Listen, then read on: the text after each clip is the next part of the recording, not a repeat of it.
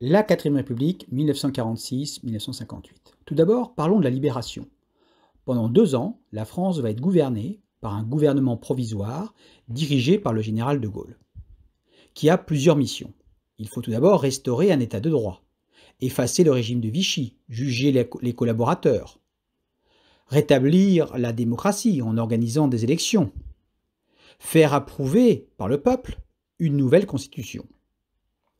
La deuxième mission, c'est de mettre en valeur un héritage du passé, prolonger les réformes du Front populaire.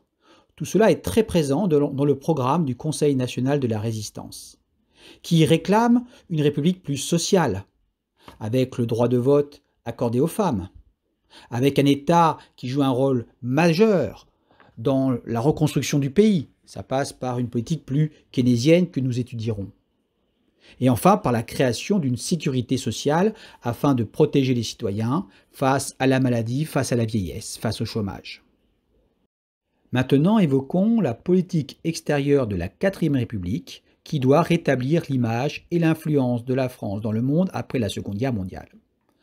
3 idées à développer. Tout d'abord, la guerre froide.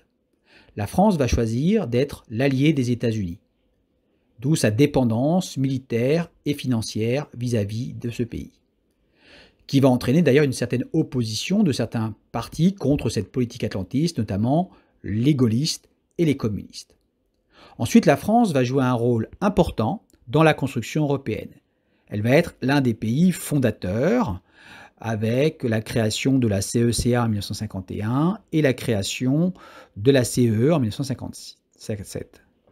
Mais là aussi, il y a un débat en France entre une Europe souverainiste et une Europe fédéraliste. Et puis enfin, il y a la décolonisation. Et la 4ème République va hésiter dans la politique coloniale à suivre, ce qui va entraîner des difficultés. Il va y avoir tout d'abord la guerre en Indochine, qui va entraîner une défaite lourde en 1954 à Dien Bien Phu. Et puis surtout, il va y avoir l'enlisement dans la guerre d'Algérie, qui va diviser les Français et entraîner la chute de la 4ème République, le 13 mai 1958. Je vous propose de faire une fiche de révision sous la forme que vous voulez.